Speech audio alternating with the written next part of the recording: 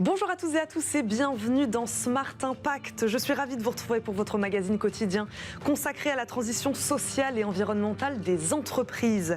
Aujourd'hui, une grande partie de notre émission sera consacrée à l'éolien. Nous recevrons d'abord le délégué général de France Énergie Éolienne qui nous parlera de son combat pour défendre la filière.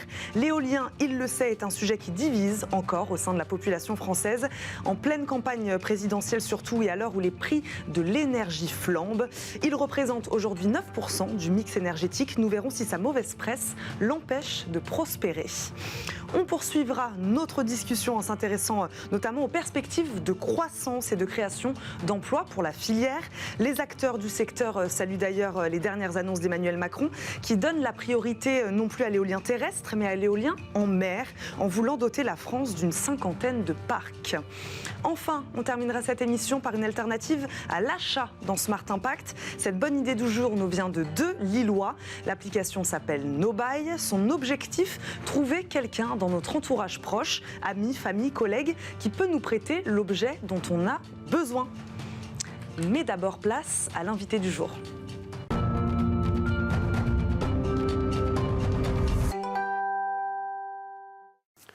Notre premier invité est Michel Djuria, délégué général de France Énergie Éolienne. Bonjour. Bonjour. Bienvenue dans Smart Impact. Merci beaucoup d'être avec nous.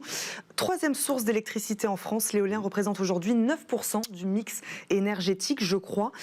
Et bien qu'Emmanuel Macron ait récemment fait des annonces dans le sens de son développement, il semble toujours souffrir de sa mauvaise réputation. On va essayer de comprendre pourquoi avec vous aujourd'hui. D'abord, expliquez-nous quelle est la mission de France Énergie Éolienne exactement. France Énergie Éolienne, c'est le syndicat professionnel qui rassemble les 350 entreprises implantées en France et qui accompagne le développement de la filière sur l'ensemble de la chaîne de valeur de la filière, c'est-à-dire des bureaux d'études, environnement, paysage, aux installateurs, aux monteurs, aux exploitants. Est-ce qu'il y a un travail aussi peut-être de sensibilisation, notamment auprès des pouvoirs publics, de la population ? Vous parlez, vous travaillez avec les acteurs du secteur. Il faut aussi parler à la population française et au pouvoir public. Complètement. Donc on avance effectivement sur ces deux directions. Première direction, on échange régulièrement, notamment avec les ministères, pour orienter, co-construire les politiques publiques dans le domaine d'accompagnement de l'éolien, que ce soit sur terre ou en mer. Typiquement, le travail qui a été fait et la signature du pacte qui a été fait lundi sur l'éolien offshore est une illustration de ce travail que l'on fait avec les ministères. Donc, ministère de l'Environnement, évidemment, mais aussi ministère de l'Économie, puisqu'on est une filière économique, et ministère de la mer, puisque là, on parle de la mer. Et puis, évidemment, dans un moment où l'éolien est devenu un objet politique, je crois que ça a échappé à personne, notamment depuis les régionales en juin 2021, on travaille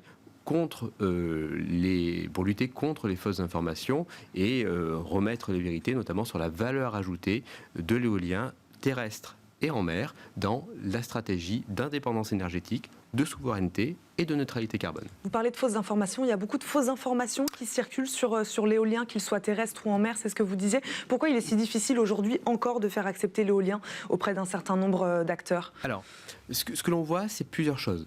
D'abord, quand on regarde les sondages d'opinion, les enquêtes d'opinion, on observe depuis 5 ans, plus de 5 ans aujourd'hui, que une large majorité des Français sont favorables à l'éolien terrestre et en mer. On est autour de 75% de Français qui se disent favorables. Favorables à ce qu'il fasse partie du mix énergétique ? Tout à fait.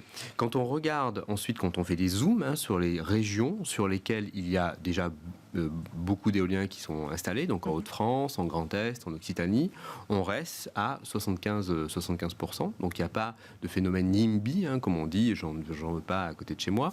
Et en fait, quand on fait un zoom sur les personnes de moins de 35 ans, on monte à 91%.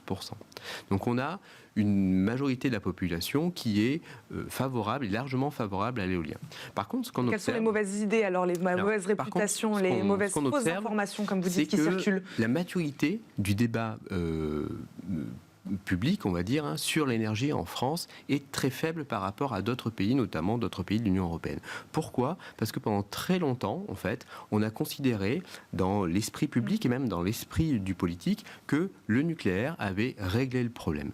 Sauf qu'en fait, effectivement, le nucléaire a fait de très belles avancées. Le travail qui a été fait entre 1970 et le début des années 2000 a permis d'avoir un mix électrique largement décarboné, à plus de 90%. Mais on a oublié que toute la partie de consommation d'énergie liées au transport, avec le pétrole, au chauffage, avec le gaz, étaient encore des énergies carbonées. Et donc aujourd'hui, on se retrouve dans une situation où on a, comme la majorité des pays développés, 65% de notre consommation d'énergie qui repose sur les énergies fossiles. Et l'objectif désormais n'est pas de savoir s'il faut plus de NR, plus de nucléaire, mais surtout comment on fait pour faire disparaître en 30 ans, c'est très court 30 ans, faire disparaître ces énergies fossiles pour à la fois un objectif climatique et malheureusement, l'actualité internationale nous rappelle aussi pour des raisons d'indépendance et de souveraineté. C'est pas le sujet pour vous, c'est-à-dire que le développement du nucléaire peut être compatible avec le développement de l'éolien? Complètement. Pour le coup, ça c'est vraiment pas le sujet. Pendant qu'on perd du temps avec ça, nucléaire, ENR, on continue à avoir 60% d'énergie fossile dans le mix qui émettent des gaz à effet de serre et qui financent des États dont on voit ce qu'ils sont capables de faire aujourd'hui. Aujourd'hui, 9% du mix énergétique, vous êtes satisfait de ce ratio? Alors, c'est un beau travail, puisque c'est un objectif qui a été fait, qui a été atteint en 15 ans. Donc c'est un bel objectif, mais on est capable d'aller beaucoup plus loin. Aujourd'hui, qu'est-ce qui a freiné, qu'est-ce qui freine encore son déploiement? Alors, ce qui freine, pour moi, c'est 3 choses. La première chose, c'est peut-être aujourd'hui encore, on n'a pas complètement abouti sur les méthodes de planification. C'est-à-dire qu'il faut qu'on travaille beaucoup plus étroitement avec l'État, les collectivités territoriales, sur terre et en mer, pour pouvoir dire très clairement, ben voilà, un horizon de 10 ou 15 ans, voilà où on va mettre les parcs et pourquoi on les met là. Et qu'on donne tout de suite de la visibilité aux différents acteurs sur 15 ans, en leur disant, ben voilà, les parcs vont être là, parce qu'il y a du réseau, il y a des ressources en vent, il n'y a pas de problème environnemental, etc. Donc ça, c'est un premier élément. Aujourd'hui, on a une planification, mais qui est une planification à des horizons courts, 3, 4 ans. Donc il faut aller beaucoup plus loin que ça, donner de la visibilité. Ça, c'est un premier élément. Deuxième élément qui est important, il faut qu'on apprenne à concilier des objectifs de politique publique un peu différents. Donc, il faut qu'on développe les énergies renouvelables, il faut qu'on protège les paysages, il faut qu'on protège la biodiversité. Bon, et il faut qu'on arrive à se dire, ben voilà, à tel endroit, je tolère tel impact sur la biodiversité, et puis à tel endroit, ben, je le tolère moins parce que j'ai une faune particulière, et donc je ne mettrai pas d'éolien. Bon. Et ça, c'est vraiment important parce qu'aujourd'hui, les énergies renouvelables, et notamment l'éolien, est une solution dans la lutte contre le changement climatique, alors que alors que la biodiversité, le premier impact de destruction de la biodiversité, c'est le changement climatique. Et le troisième élément qui est important, je pense qu'il faut qu'on ait les énergies renouvelables fières. Il faut qu'on ait une grande campagne nationale de promotion des énergies renouvelables et notamment de l'éolien. C'est ce que vous disiez, faire de la pédagogie, c'est ce que vous disiez tout à l'heure. Pendant très longtemps... Remettre l'énergie éolienne au cœur du débat. Remettre l'énergie, les énergies renouvelables et l'éolien au cœur du débat avec, j'allais presque dire, une vision positive et en poussant l'ensemble des énergies décarbonées. Et, parce qu'on sort de 15-20 ans où on pouvait entendre parfois des politiques que en fait, les énergies renouvelables étaient un gadget écolo. Je vais faire un petit peu de solaire, je vais faire un petit peu d'éolien pour faire plaisir à la Commission européenne, pour faire plaisir aux écolos. C'est pas ça. Aujourd'hui, on a des technologies qui sont compétitives, largement compétitives, qui sont en capacité de produire... La France a une carte à jouer là-dessus, vous en êtes persuadé? Alors la France a une carte à jouer, elle a une carte à jouer en mélangeant, et ça c'est un point très important, et ce qui a été signé lundi est vraiment l'illustration, en mélangeant politique industrielle et politique de transition écologique et énergétique. Il faut que le soutien aux énergies renouvelables, et notamment à l'éolien, se traduisent avec des mesures d'accompagnement des entreprises qui investissent dans ces secteurs pour créer des usines, de la sous-traitance, de la maintenance, etc., pour créer de l'activité économique et de l'activité des usines sur nos territoires. C'est bien que vous en parliez, ça va être l'objet de notre débat tout de suite, justement, cette création d'emplois, notamment dans les territoires.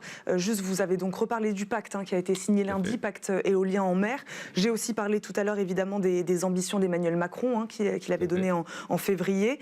C'est suffisant, on va vraiment dans le bon sens, là, c'est bon? Alors, le cap à 2050 est très clair, effectivement. Le président de la République... C'est ce que vous vouliez, un cap à long terme. On voulait un cap à long terme, ça c'est très, très important. Par contre, il est important de voir comment, à partir de ce cap de long terme, on travaille particulièrement les 10 années à venir. On a compris, avec ce qui se passe en Ukraine, que les 10 années à venir sont les années clés en matière de notre indépendance, en matière d'indépendance énergétique et de souveraineté. Donc il faut absolument que ces 10 années soient des années où on déploie très vite toutes les solutions qui sont facilement déployables. Et pour le coup, l'éolien terrestre est la solution qui est le plus facilement déployable sur cette période-là. L'éolien terrestre et non pas Tout en à mer. fait. Terrestre. Ok, on va continuer à parler avec vous, Michel Juria. Vous restez évidemment avec nous. On continue de parler de l'éolien, donc évidemment dans le débat RSE.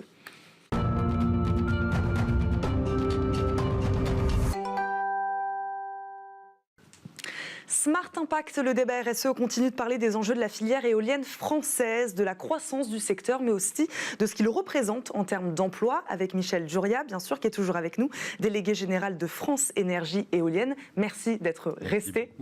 Nous a également rejoint Frédéric Petit, directeur business développement chez Siemens Gamesa, acteur majeur de la construction des parcs éoliens offshore français. Bonjour. Bonjour. Merci de nous avoir rejoints sur le plateau de Smart Impact pour ce débat.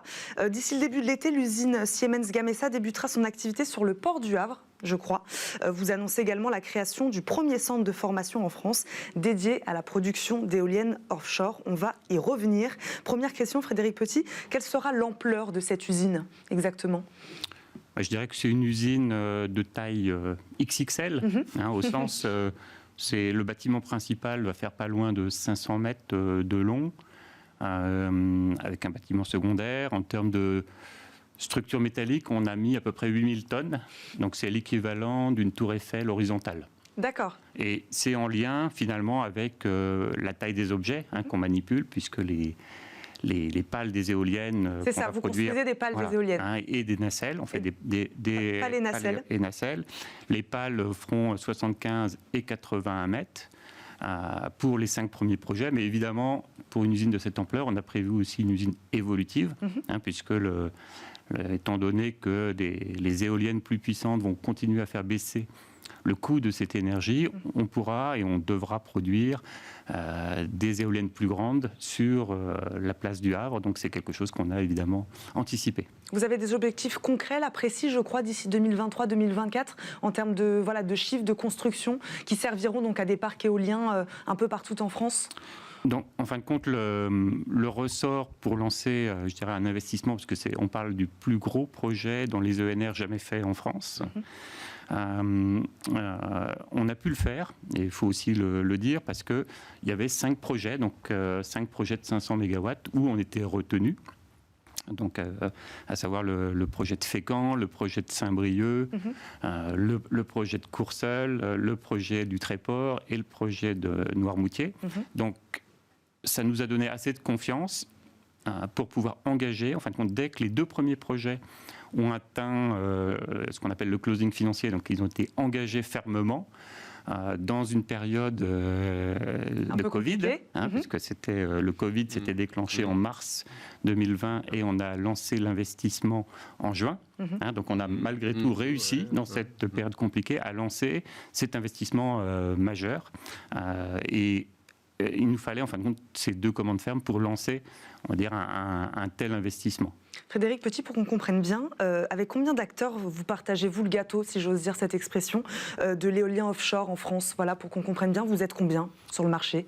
Donc sur l'éolien offshore en France, en fin de compte, il y a donc les 2 premiers rounds offshore, donc 1 et 2, à savoir attribués en 2012 et 2014, donc 6 parcs. Donc sur ces 6 parcs, donc Siemens Gamesa sera le fournisseur des turbines sur 5 de ces 6 parcs. Le 6e, c'est notre confrère General Electric, qui livrera et installera dès cette année. Donc dès cette année, on aura le premier parc éolien en mer en France installé et raccordé au réseau. Et en parallèle, il y a également des projets prometteurs, donc sur l'éolien flottant, ou l'ADEME. Avec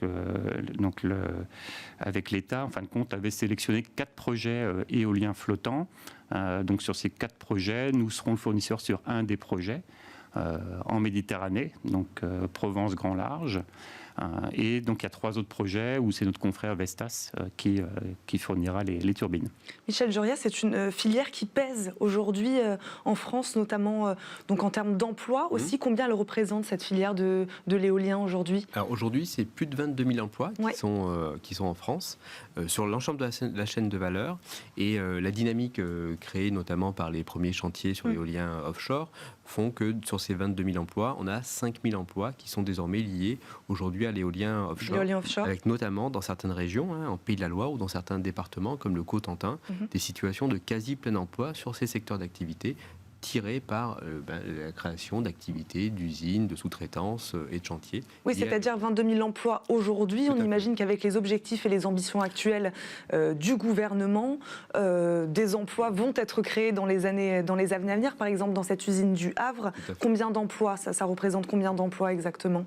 Donc, sur l'usine du Havre, en fin de compte, le plan industriel va permettre de générer 700 et quelques 750 salariés emplois directs et indirects. Et sur ces 750, nous sommes en bonne voie pour passer le cap des 500 emplois d'ici la fin de ce mois. Et également, ce qu'il faut aussi avoir à l'esprit, c'est que c'est des emplois sur des nouveaux métiers, notamment sur les aspects pâles. Sur la partie nacelle, on est plutôt sur, je dirais, une machine tournante. Donc, c'est des compétences électriques, hydrauliques qui sont disponibles, et mécaniques qui sont disponibles dans, je dirais, des industries comme la pétrochimie, dans l'énergie, qu'on spécialise dans l'éolien. Par contre, la production de pales, c'est vraiment un nouveau métier. Et pour ces nouveaux métiers, je dirais, on a décidé de créer un centre de formation dédié. Tout à fait. En fin de compte, au Havre. Parce qu'il manquait de compétences sur ces nouveaux métiers-là, justement, il fallait les créer. Alors, manquait de formation, manquait de compétences. Il n'y avait pas de compétences spécifiques. En fin de compte, c'est ce qu'il faut voir ou avoir à l'esprit, c'est que produire une pale, c'est un petit peu comme de la draperie, où vous venez déposer de la fibre de verre avec soin, en travaillant en équipe, puisque vous êtes 4 ou 6 personnes pour bien positionner la fibre de verre. Et ça, c'est vraiment, il y a un geste. Il y a un geste à avoir. C'est un vrai savoir-faire. Il y a un vrai savoir-faire et c'est ce qu'on a fait, en fin de compte, avec des collègues d'usines du groupe qui sont venus pour former des nouveaux salariés français qui sont aussi allés dans des usines existantes pour être prêts pour la mise en production de cette usine, pour qu'elle démarre et qu'elle monte en cadence le plus rapidement possible. Michel Jurien, on n'en a pas parlé, enfin on en a un tout petit peu parlé, de la priorité qui semble être mise aujourd'hui, en tout cas sur l'éolien en mer. Pourquoi, selon vous? Parce qu'il y avait beaucoup de retard, c'est peut-être pour ça, juste déjà pour ça? Effectivement, d'abord parce qu'il y a un retard en France, ça c'est un point important. On a lancé les premiers appels d'offres et attribué les premiers appels d'offres en 2012 et en 2014. Et le premier parc qui sera connecté au réseau, donc à Saint-Nazaire, sera en partie à la fin de l'année. Donc on a mis 10 ans pour connecter le premier parc commercial, alors que pendant ce temps, nos voisins européens ont installé 5700 éoliennes en mer en Europe. Donc il y avait un vrai retard français. Donc là, il y a un souhait d'accélération.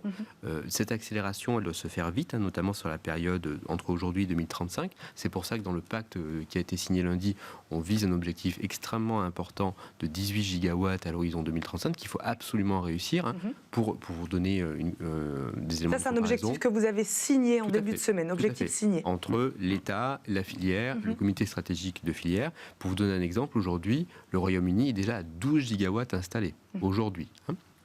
Bon, donc on a ce souhait d'accélération et cette volonté d'accélération de l'État, et ce qui est très important, parce que ça permet notamment de faire la transition, de faire l'indépendance énergétique et de faire des retombées locales.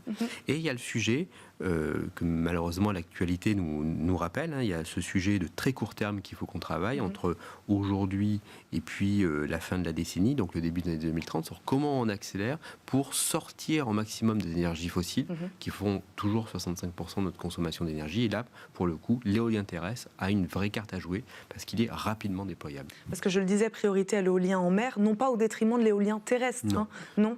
Alors, pour le coup, et ça c'est vraiment un point qui est important, en octobre 2021, il y a un travail qui a été fait par RTE qui a publié 6 scénarios qui font aujourd'hui l'unanimité dans la communauté des experts, au sein des politiques qui s'appuient sur des faits pour construire leur politique énergétique. Et là, ce travail est vraiment très intéressant parce qu'il dit quelque chose de simple. On ne fait pas la neutralité carbone, on n'assure pas la sécurité d'approvisionnement si on fait l'impasse sur une des filières de production. Donc on ne peut pas faire l'impasse sur l'éolien terrestre, on ne peut pas faire l'impasse sur l'éolien en mer, on ne peut pas faire l'impasse sur le photovoltaïque pour pouvoir réussir ça. Donc ça, c'est extrêmement important. Il faut qu'on pousse l'ensemble des filières pour réussir cette transition. Frédéric Petit, vous parliez tout à l'heure d'un savoir-faire de ces métiers-là. Est-ce que la France, selon vous, a vraiment une carte à jouer vis-à-vis de ses concurrents sur ce secteur-là particulièrement? Voilà, est-ce que la France propose des innovations de rupture? Voilà, est-ce qu'on est en avance sur ce secteur-là? Ouais, je dirais sur un plan en retard peut-être dans les infrastructures et dans l'industrie, mais sur le savoir-faire et sur l'innovation, est-ce que là, on a quelque chose à jouer? Ouais, je dirais déjà sur un plan industriel, la France a un positionnement incroyable. Parce qu'en fin de compte, un tiers des usines donc de pales et de nacelles européennes sont localisées en France. Donc ça, c'est vraiment une vraie force pour la France. Et j'y inclus évidemment également les plateformes de raccordement, qui sont également une autre composante essentielle pour l'éolien en mer, où on a également un acteur très, on va dire, qui a une part de marché de pratiquement un tiers sur ces plateformes. Donc on a vraiment, sur un plan industriel, une carte à jouer. Donc on est même en avance. Sur ce plan-là. Et sur le plan de l'innovation, donc les acteurs de la filière, y compris Siemens Gamesa, donc nous de notre côté, on a un centre de R&D donc qui est localisé à Rouen, où on a des acteurs des chercheurs qui travaillent sur les effets de sillage, tout ce qui est aéroélasticité des pales, les efforts sur les structures. Donc on a vraiment un centre de compétences pour travailler sur ces sujets et qui ne travaille pas uniquement pour la France évidemment, mais au contraire vraiment un centre de compétences européen, voire mondial sur ces sujets. On va terminer sur ces mots. Merci beaucoup à tous les deux de nous avoir accompagnés aujourd'hui dans Smart Impact. Michel Juria, je le rappelle, vous êtes délégué général de France Énergie Éolienne. Frédéric Petit, directeur business développement chez Siemens Gamesa. Merci beaucoup à tous les deux d'avoir parlé éolien, d'avoir fait de la pédagogie sur ce sujet. C'était très intéressant. Merci à tous les deux d'être venus. On termine comme chaque jour cette émission par la bonne idée du jour.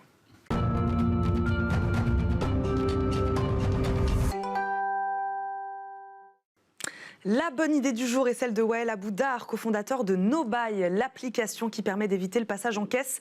Plutôt que d'acheter un objet, on l'emprunte à quelqu'un de notre entourage. Bonjour. Bonjour. Bienvenue sur le plateau de Smart Impact, Wael Aboudar. Merci de m'accueillir. Le point de départ de l'application n'était pas exactement celui-là, je crois. Il s'agissait surtout de prendre note de la personne à qui on prêtait un objet, c'est bien ça? Exactement. En fait, Florent, mon associé, c'est un grand prêteur. Il fait, il y a déjà 2 logements qu'il loue et il voulait prêter son vélo. Et en fait, sauf qu'il n'avait pas d'endroit pour le noter. Et au début, il l'a noté sur un tableau. Et il s'est vite retrouvé à court de place, parce qu'il prêtait tellement de choses que... Grand généreux, qui prête beaucoup. Exactement. Et qui oublie à qui il a prêté. Et puis moi, c'est ça. Et puis moi, je suis le technique, donc il est venu me voir en me disant, on avait l'habitude de travailler, faire des petits projets comme ça ensemble. Et il me dit me voir en disant, bah ouais, c'est ce qu'on ne pourrait pas faire ça ensemble. Je dis, bah ok, pourquoi pas. Au début, ça a commencé comme ça, et pour découler sur NoBuy après. Voilà, donc comment ce projet s'est-il concrétisé et même transformé donc en cette application d'échange d'objets finalement? Tout à fait. En fait, au fur et à mesure, en creusant dans le projet, on s'est vite rendu compte qu'il y avait un gros problème. Aujourd'hui, en fait, il y a en moyenne 34 objets par foyer en France qui sont utilisés moins de 2 à 3 fois par an. Donc, ce qui fait pas loin d'1 milliard d'objets. Donc, on s'est dit qu'il y avait quelque chose à résoudre. Et des objets qui dorment. C'est ça, des objets qui dorment. Dans des placards. Exactement. Et en fait, on s'est dit, mais il y a sûrement quelque chose à faire. Et c'est ce qu'on a voulu faire. Donc, on a créé NoBuy dans l'optique d'optimiser un petit peu et de faire en sorte que ces objets qui sont utilisés chez nous puissent servir à tout le monde. Donc aujourd'hui, NoBuy, c'est quoi? C'est une application qui va permettre de référencer les objets que je possède et de facilement partager à mes proches ce qui est disponible pour pouvoir me l'emprunter chez moi. Voilà comment ça marche exactement, c'est-à-dire à qui on prête, à qui on emprunte. Expliquez-nous un peu. Exactement. En fait, hyper simple, on rentre dans l'application, on ajoute les objets avec une liste hyper simplifiée. C'est-à-dire qu'en fait, finalement, nous, que ce soit une perceuse à percussion de la marque X, c'est pas important. Ce qui compte, c'est vraiment d'avoir le modèle d'avoir une perceuse à percussion, une perceuse, de savoir c'est quoi l'usage de l'objet. Donc rapidement on référence la typologie de l'objet, une tente, un matelas gonflable, enfin une perceuse comme je disais, un canoë-kayak. On référence ce qu'on possède chez nous. Et puis, on référence tous nos objets d'un coup. Peu importe, voilà. En fait, exactement, peu importe. Et c'est vraiment hyper simplifié. C'est-à-dire qu'en moins de 5 minutes, on peut facilement parcourir l'ensemble des objets que je possède.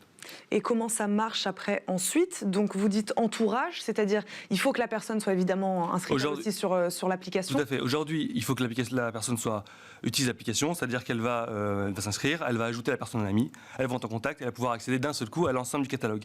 Aujourd'hui, moi, j'ai dans mes proches, dans l'application 20 personnes, j'ai déjà accès à plus de 2000 objets.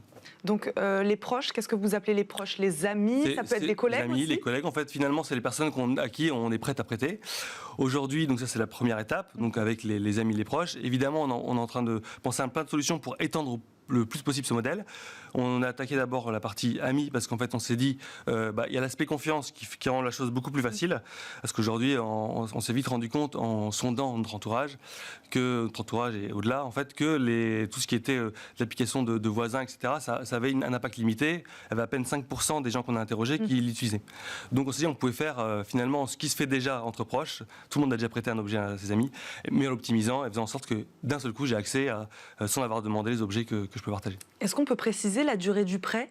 C'est-à-dire, voilà, je vous prête ma perceuse pendant 5 jours, dans 5 jours vous me la rendez, c'est comme ça que ça marche? En fait c'est ça, et en fait on a été un peu plus loin que ça, parce qu'on a permis aussi, au sein de l'application, de mettre des rappels automatiques, parce que tout le monde a déjà rencontré ce problème-là, c'est-à-dire que vous allez prêter un objet, vous avez pu vous en souvenir, donc ça c'était le premier point que Florent a rencontré, et en plus, la personne ne va pas vous le rendre à temps.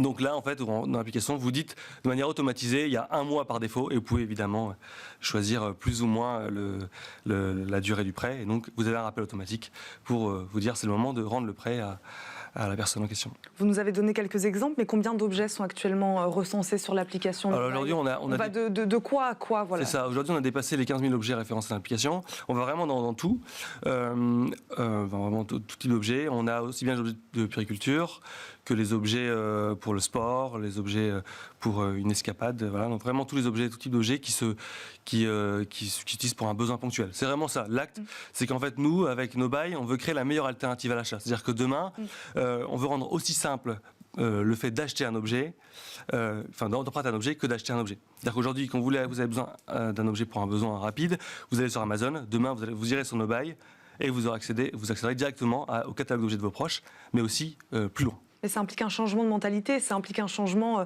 de prisme Exactement. sur notre culture à l'achat. C'est facile de faire accepter votre solution aujourd'hui? En fait, aujourd'hui, on a vraiment un grand intérêt. On voit que les gens sont de plus en plus prêts. On parle de nous assez facilement. Les gens acceptent. Les gens acceptent, tout à fait. Et on a dépassé aujourd'hui les 2000 utilisateurs d'application.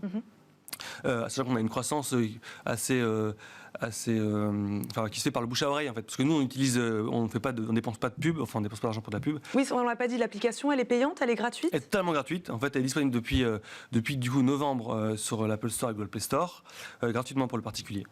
Merci beaucoup Wael Aboudar d'avoir répondu à nos questions aujourd'hui. Je le rappelle, vous êtes le cofondateur de NoBuy. Merci d'être passé nous voir dans Smart Impact. Merci à vous de nous avoir suivis. C'est déjà la fin de cette émission. Vous retrouverez Thomas Hugues demain à la présentation de ce rendez-vous. Très bonne journée à tous sur Bismart et à très vite.